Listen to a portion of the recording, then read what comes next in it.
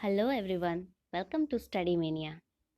इस वीडियो में हम बाइनोमियल थ्योरम का इंट्रोडक्शन पार्ट पढ़ेंगे।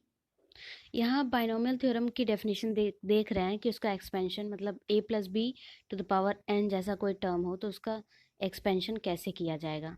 ठीक है, आप इसको देख के बिल्कुल मत घबराइए कि इतना लंबा चौड़ा है। अभी मैं इसको बहुत ही आसान भाषा में बताऊँगी और लास्ट में इस कंक्लूज़न पे हम लोग पहुँचेंगे। ठीक है, तो आइए वीडियो को स्टार्ट करते हैं। देखिए, आपने बचपन में जिस भी क्लास से अलजेब्रा पढ़ा होगा उसमें आपने ये फॉर्मूला ज़रूर पढ़ा होगा, a plus B whole square. ठीक है, बताइए क्या होता है, a square plus B square plus 2ab। ठीक है, ये बातें सबको पता है। अब हम इन सब का यूज़ क्यों करते हैं, है ना। कोई भी फॉर्मूला है तो उसका कहीं ना कहीं यूज़ होता होगा। जैसे मान लीजिए आपको स्क्वायर निकालना है किसी नंबर का, सपोज 102 का स्क्वायर निकालना है। ठीक, तो आप एक मेथड तो ये ट्रेडिशनल वाला यूज़ करते हैं। ठीक है, इससे आप जो भी स्क्वायर इसका फाइंड करेंगे। ठीक, पर हम इसको आसान बनाने के लिए क्या करते हैं, इन सब फॉर्मूले का यूज़ करते हैं। ठीक है, मान लीजिए a प्लस बी के फॉर्म में दिया है ना, आप इसी को a प्लस बी के फॉर्म में लिखिए। कैसे लिखेंगे, 102 को इसका स्क्वायर लिखना है तो यानी 100 प्लस 2 होल स्क्वायर। ठीक है, अब इसी को उस फॉर्मूले में तोड़ दीजिए, 100 square plus 2 square plus 2 into 100 into 2। यही करेंगे, यहाँ से क्या निकल जाएगा, 4 जीरो इधर बढ़ गए, 4 2 2 ज़ा 4, 400 और ये हो गया 10404। ठीक है, इसी तरह अगर आपको मान लीजिए 98 का स्क्वायर निकालना है। ठीक है, 98 का स्क्वायर निकालना है, इसको आप भी कैसे लिखते हैं, 100 माइनस 2 स्क्वायर करते हैं और बिल्कुल इसी तरह फॉर्मेट में तोड़ देते हैं। ठीक है, यहाँ प्लस 2ab की जगह माइनस 2ab हो जाता है। ठीक है, इसको भी करके देख लेते हैं, 100 square plus 2 square minus 2 into 100 into 2। ठीक, यहाँ से ये क्या हो जाएगा, 100। अच्छा मैं पूरा लिख देती हूँ, ये आएगा 9604। अब देखिए, अब अगर आपको इन सब का क्यूब करना हो, 102 का क्यूब करना हो, इसको भी आप फॉर्मूले में पुट करेंगे। a प्लस बी का होल क्यूब का जो फॉर्मूला होता है, a plus B whole cube क्या होता है, a cube plus B cube plus 3ab bracket में a प्लस बी, यही होता है। इस तरह एक a माइनस बी का होल क्यूब निकाल लेंगे। ठीक है, क्लियर है। अभी मैं बहुत जनरल फॉर्म बता रही हूँ। अब आपको a plus B to the power 4 निकालना है। ठीक है, मान लीजिए इसी के पावर 4 निकालना है। आप क्या करेंगे, आप फॉर्मूला अप्लाई करेंगे, पर फॉर्मूला तो आपने पढ़ा नहीं है। चलिए अच्छा, आपने फॉर्मूला नहीं पढ़ा लेकिन आप तुरंत कहेंगे मैम हम लोग a प्लस बी के होल टू द पावर 4 को कैसे करेंगे, एक बार a प्लस बी का होल स्क्वायर निकालेंगे, फिर a प्लस बी का होल स्क्वायर निकालेंगे और फिर जो भी आएगा उसका मल्टीप्लाई कर देंगे तो हमें वो फॉर्मूला मिल जाएगा।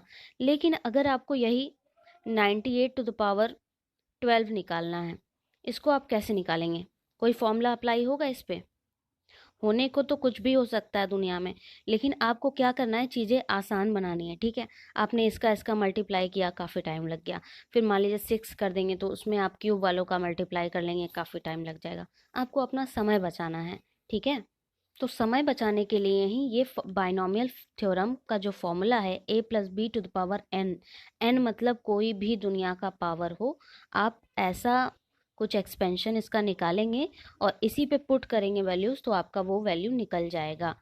ठीक है, बिना ये सब किए। ठीक, तो अब हम पढ़ेंगे कि ये जो इतना इसमें दिया है टर्म्स, ये सारे ये सब आए कहाँ से। ठीक है, मतलब ये NC0 NC1 ये सब है क्या, और a to the power n है, फिर n-1 है, ये सब आप बहुत आसानी से जान जाएंगे, फिर आपको ये चीज़ रटना नहीं पड़ेगा। ठीक है, अब हम लोग शुरू से चलते हैं। ठीक है, बाइनोमियल है क्या, पहले आप ये जान लीजिए। बाइनोमियल मतलब बाई मतलब टू, आपको ये पता है। ठीक है, बाई का मतलब क्या होता है, टू होता है। बाइनोमियल मतलब ऐसे पॉलिनोमियल्स जिसमें टू टर्म्स हो। ठीक है, टू टर्म्स हो ऐसे पॉलिनोमियल, जैसे a प्लस बी हो गया, ठीक, X square plus Y square हो गया। ठीक है, ये सारे क्या हैं, बाइनोमियल से इसमें दो पद रहते हैं। ठीक है, हिंदी में इसको बोलते हैं द्विपद। द्विपद और बाइनोमियल थ्योरम है तो द्विपद प्रमेय हो जाएगा। तो द्विपद का अर्थ ये है कि उसमें दो टर्म्स होने चाहिए। अभी आपने ये पढ़ा कि a प्लस बी का होल स्क्वायर क्या होता है, A square plus B square plus 2ab। अब हम बहुत बेसिक से चलेंगे, ठीक है। आपने स्क्वायर वाला पढ़ा, आप उससे भी छोटा ले लीजिए, ठीक। शुरू से पूरा चलते हैं।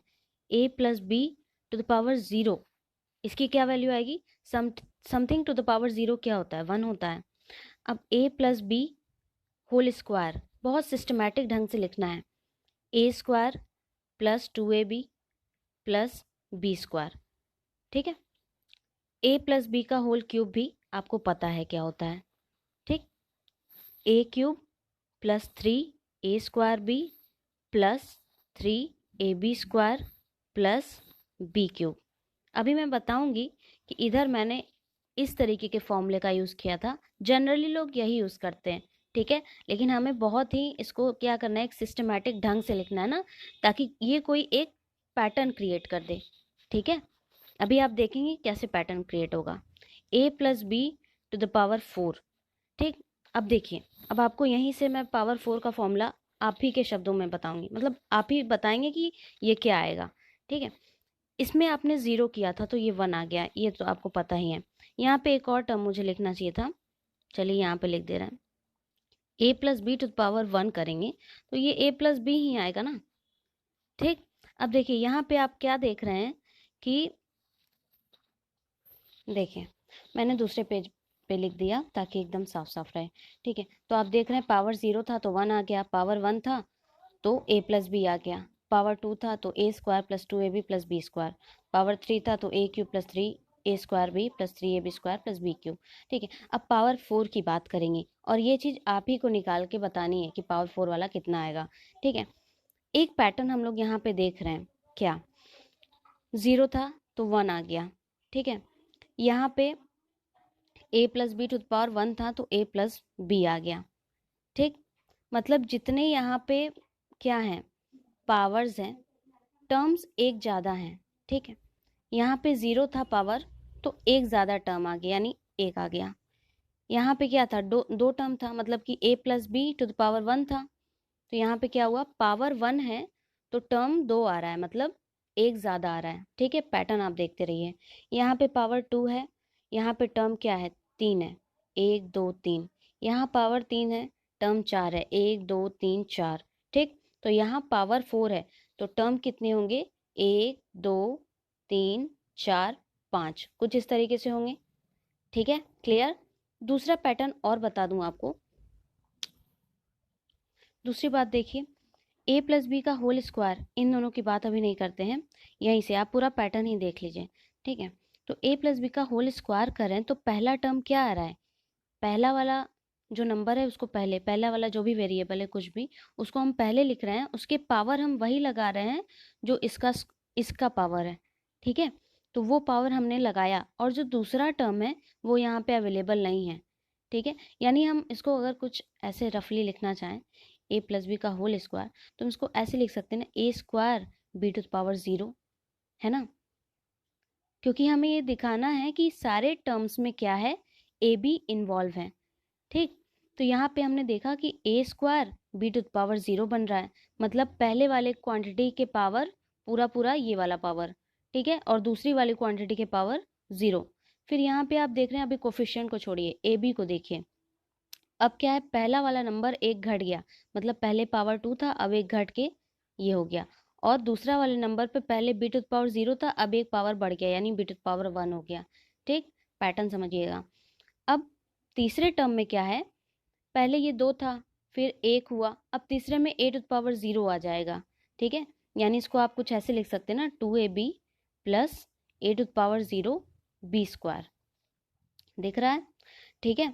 तो आप इसको कुछ ऐसे लिख सकते हैं, ठीक। अब यही चीज आप इसमें देखिए, पहले क्या था, a plus B to the power cube था तो a के पावर पूरा पूरा a प्लस बी वाला पावर जो था वो आ गया यानी a क्यूब।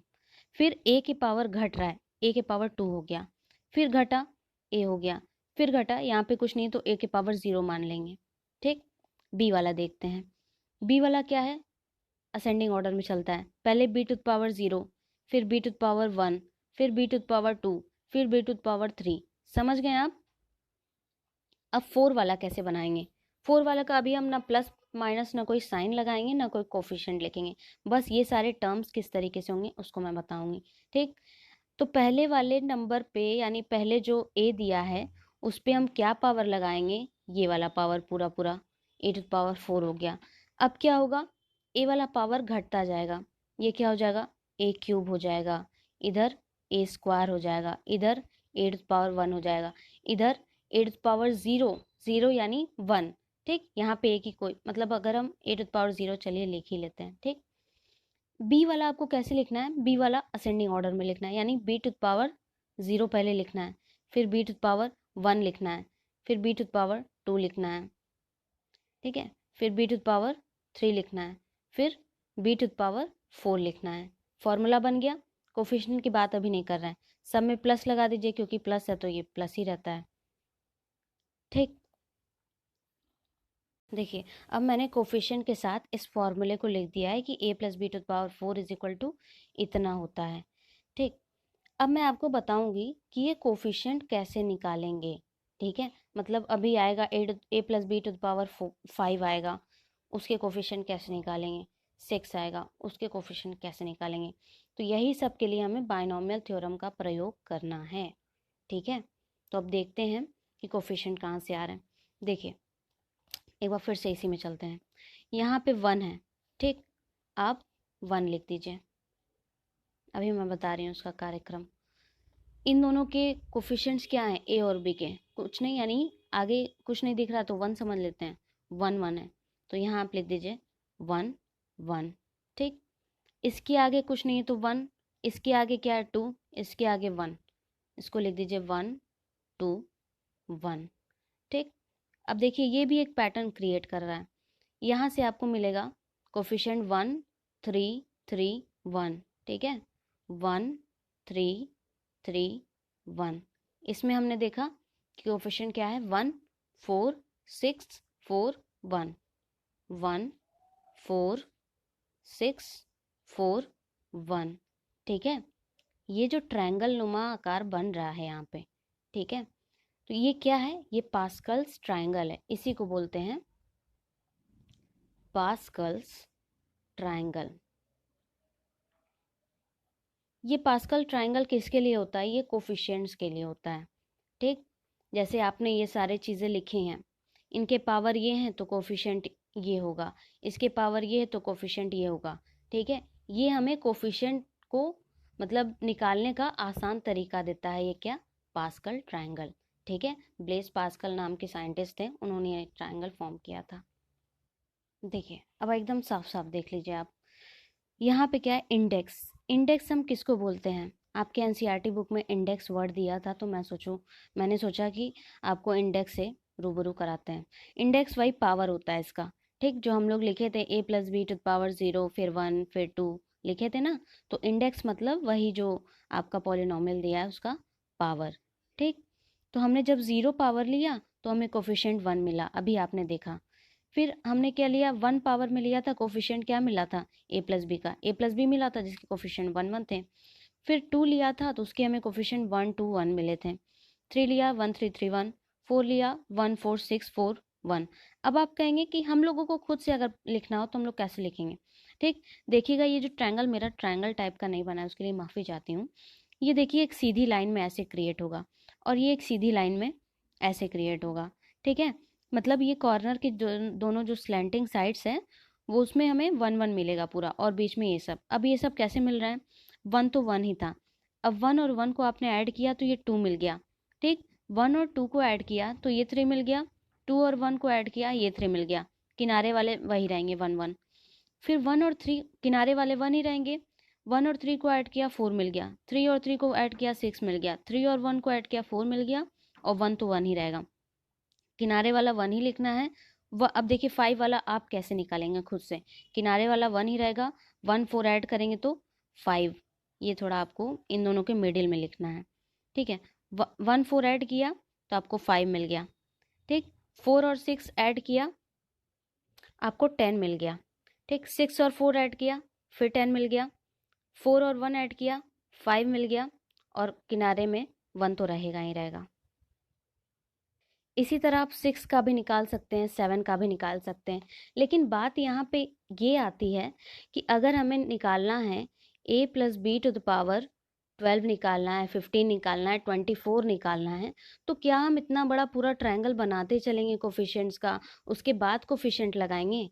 ऐसा करने में तो बहुत टाइम लग जाएगा। ठीक, तो इसी पैटर्न को हम फॉलो करते हुए क्या देखते हैं कि हम बायनोमियल थ्योरम का पैटर्न बना सकते हैं। देखिए, बायनोमियल थ्योरम पढ़ने से पहले आप परम्यूटेशन एंड कॉम्बिनेशन पढ़ चुके हैं, ठीक है?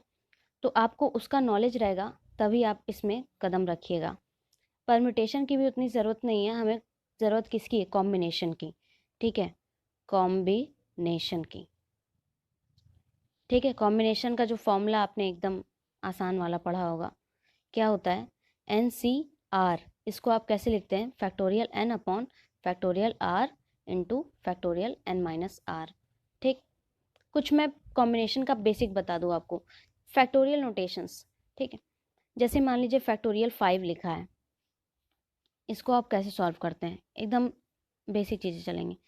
क्या करते हैं, जिस नंबर से स्टार्ट है उसी के मतलब डिसेंडिंग ऑर्डर में चले जाते हैं और सबका मल्टीप्लाई कर देते हैं। ठीक, तो जब 5 4 3 2 1 ये आ गया 120। तो इस तरीके से आप फैक्टोरियल्स निकालते हैं। ठीक, मान लीजिए इसी की हेल्प से हमें निकालना है 5C3, तो आप कैसे लिखेंगे? ऊपर 5 लिख देंगे, नीचे क्या लिखेंगे? r, यानी ये वाली वैल्यू 3 का फैक्टोरियल, और n माइनस आर, 5 में से 3 माइनस कर दीजिए, यानी कितना बचा? 2 बचा। ठीक, इसकी वैल्यूज निकाल लीजिएगा। इसी तरह हम कुछ भी निकाल सकते हैं, ठीक है? अब कुछ मुख्य बातें आप ध्यान में रखिए। देखिए, जो NCN की वैल्यू होती है, जैसे हम निकाल के पहले दिखा दे रहे हैं। देखिए, जो NCN होता है और NC0 होता है, दोनों की वैल्यू 1 होती है। ठीक, दोनों को निकाल के देख लीजिए। ऊपर फैक्टोरियल n रहेगा, नीचे क्या करेंगे? r की जगह भी n है, ये फैक्टोरियल n हो जाएगा, या n माइनस r है। ठीक, तो n माइनस r की जगह भी n ही है, तो n माइनस n का फैक्टोरियल लेंगे तो ये 0 आ जाएगा। 0 फैक्टोरियल का मान कितना होता है? फैक्टोरियल 0 इज इक्वल टू 1, इसको याद रखिएगा। ठीक, तो यहाँ से 0 की वैल्यू 1 आ जाएगी, n से n कट गया, तो 1 अपॉन 1 की वैल्यू क्या आ गई? 1 आ गई। इसी तरह आप NC0 का भी निकाल सकते हैं, उसकी वैल्यू भी 1 आएगी। तो आपको बात क्या याद रखना है? ये वैल्यू याद रखनी है, ये वैल्यू याद रखनी है, क्योंकि इन सब का प्रयोग होगा किसमें? बायनोमियल थ्योरम में, ठीक है? और क्या याद रखना है आपको? फॉर एग्जाम्पल ले लें 5C5, ठीक है, या 5C0, ये सब की वैल्यू क्या आएगी? 1 आएगी। ठीक है, आपको कहीं भी 5C5 दिखेगा या 6C6 दिखेगा, 7C7 दिखेगा, आप उसको 1 लिख देंगे डायरेक्ट। मान लीजिए लिखा है 8C0, उसको भी आप 1 लिख देंगे। ठीक, कैलकुलेट करने की ज़रूरत। और क्या आपको याद रखना है? बैटरी 19%, एक सेकेंड। और क्या आपको याद रखना है? देखिए, बहुत ही खास रिजल्ट है, NCR is equal to NCN minus R. ठीक, इसको भी आपको याद रखना है, किसके लिए? बायनोमियल थ्योरम में यूज़ करने के लिए। ठीक, एग्जाम्पल 3C1 ले रहे हैं, इसकी वैल्यू किसके इक्वल आएगी? 3C2 के। मतलब अगर कहीं 3C1 लिखा है और आप उसकी वैल्यू कैलकुलेट करके लिख रहे हैं, तो आप वही वैल्यू 3C2 के लिए भी लिख सकते हैं। क्यों? क्योंकि NCR is equal to NCN minus R. मतलब कि यहाँ पे जो वैल्यू है उसको आप इसमें से घटा देंगे तो भी आपको सेम वैल्यू मिलेगी। जैसे मैंने 3 में से 1 घटाया तो हमें क्या मिल गया? NC3C2 मिल गया। क्लियर है? अब देखिए, और एक बात बस ध्यान में रख लीजिए, आपका ये क्लियर हो गया बेसिक। 0C0 की वैल्यू क्या होती है? 1 होती है। ये भी आपको दिमाग में रखना है। एक बार फिर से चलते हैं पास्कल्स ट्रायंगल में, ठीक है? अभी जो कोफिशिएंट है वो आपको किस प्रकार के, मैं आपको अभी बता देती हूँ कॉम्बिनेशन का यूज़ करके। ये किसकी वैल्यू है? ये है 0C0 की वैल्यू, यानी 1। 0 से 0 हमने क्यों लिया? क्योंकि यहाँ पे n इज इक्वल टू 0 था, n इज इक्वल टू 0 ले लिया। ठीक, यहाँ पे n इज इक्वल टू 1 लेंगे, ये n की वैल्यूज़ हैं सारी। ठीक, मैं लिख दे रही हूँ, ये सारी n की वैल्यूज़ हैं। n इज इक्वल टू 0 लिया तो 0C0 मिल गया। n इज इक्वल टू 1 लेंगे तो यहाँ से हमें क्या मिलेगा? 1C0। ये इसकी वैल्यूज़ है, 0C0 की वैल्यू क्या आ गई? 1, और ये क्या हो जाएगा? 1C1। दोनों की वैल्यूज़ 1 1, अभी आपने देखा। 1 को हम अब इसको कैसे लिखेंगे? यहाँ पे n की वैल्यू 2 है, 2 से स्टार्ट करेंगे।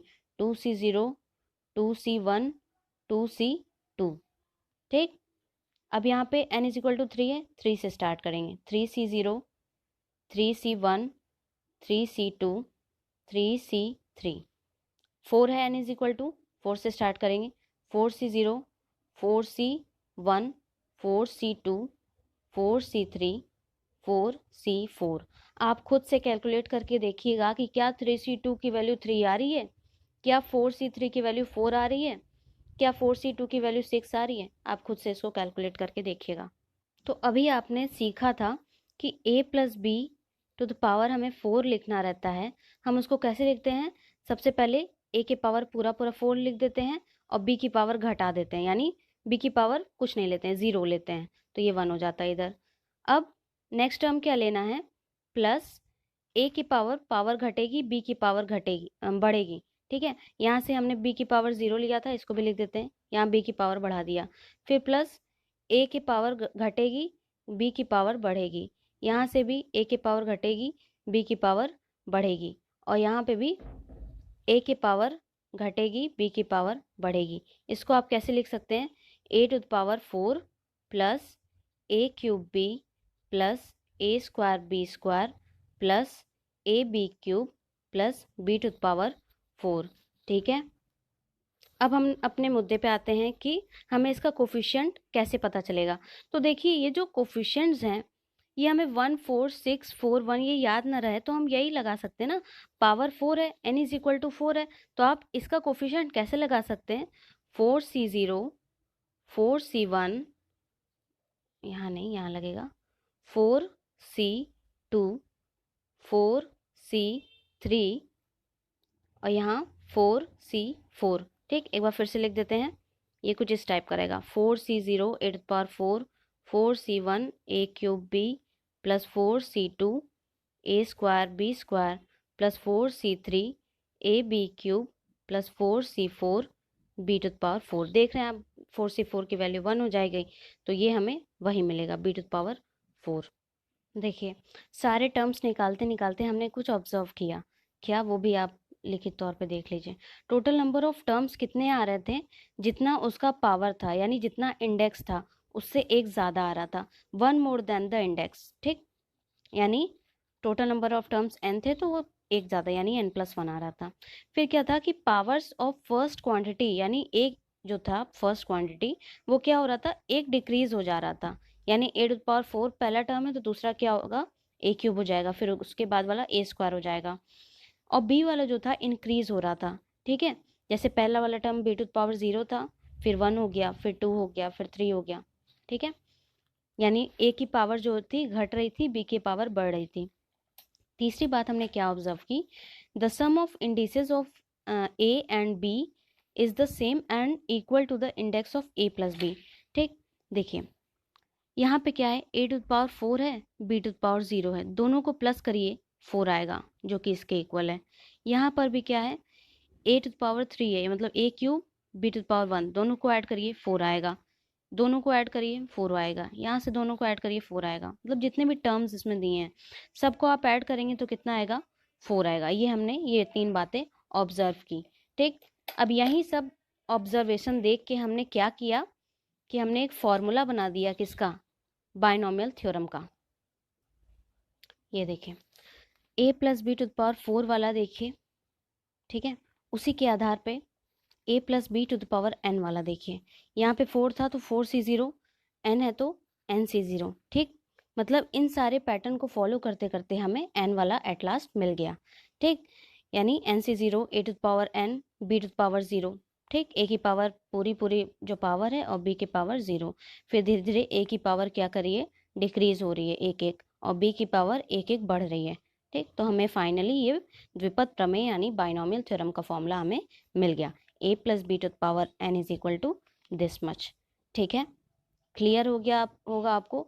अगर आपको कोई भी डाउट है तो जहाँ पे भी डाउट है उसको आप क्या करिए, वीडियो थोड़ा सा रिवर्स कर दीजिए और फिर अपना डाउट क्लियर कर लीजिए। ठीक है, तो इस वीडियो में बस हमने इंट्रोडक्शन कवर किया है, अगले वीडियो में हम इसके आगे की चीज़ें पढ़ेंगे।